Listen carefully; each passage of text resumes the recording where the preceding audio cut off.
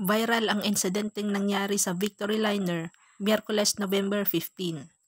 Dalawang pasahero ng naturang bus ang walang awang pinaulanan ng bala ng dalawang hindi pa nakikilalang kalalakihan na pawang mga kapwa pasahero rin sa nasabing bus. May anggulo na tinitignan ngayon ng kapulisan at dito ay damay ang mismong anak na babaeng biktima.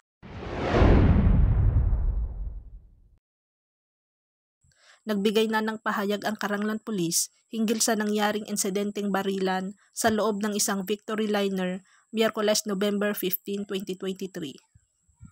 Sa video na trending ngayon, malinaw na mapapanood ang walang habas na pagpapaputok sa dalawang pasahero sa bandang unahan ng bus.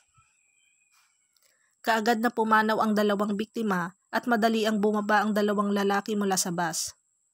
Trauma naman ang inabot ang bus driver at iba pang mga pasahero, pero matapos ang insidenteng ito ay kaagad na idiniretso ng driver ang minamanehong bus sa pinakamalapit na police station at ipinaalam ang insidente.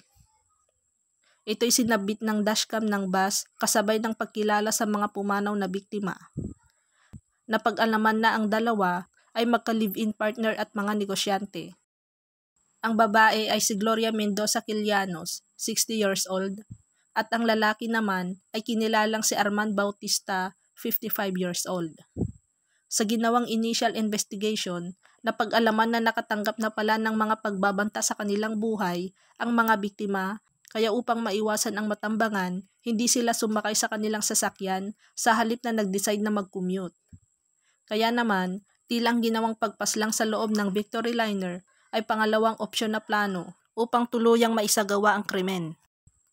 Ayon naman kay Chief of Police at Liam, may nalaman na silang posibleng anggulo sa nangyaring pagpatay sa ka-live-in partner at ibinahagi niya na maaring mismong family member ang nag-utos o pinakautak sa nangyaring krimen.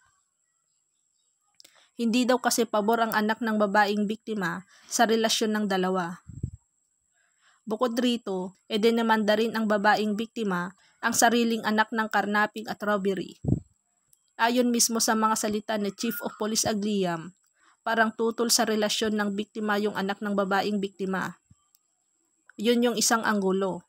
Pangalawa, yung kinasuhan ng biktimang babae, yung anak ng karnaping at robbery. Sa motibo po, medyo malinaw na yung motibo. Siguro, dun tatahak ang aming investigasyon sa motibo kasi blanco kami sa identity ng mga suspect. Samantala, wala namang binanggit ang investigation hinggil sa trending news sa social media na di umano ay may kinalaman sa away sa lupa ang pangyayaring ito. May lumalabas pa na ang dalawang biktima di umano ay patungo sa Raffy Tulfo in action, pero hindi na umabot pa dahil sila ay kaagad din tinambangan habang bumabiyahe. Patuloy naman ang paghahanap sa ngayon ang dalawang suspect ng malinaw na nakuhanan sa video sa pamamagitan ng dashcam ng bus at marahil madali lang sila matunton lalo at yung isa sa kanila ay hindi nakasuot ng face mask.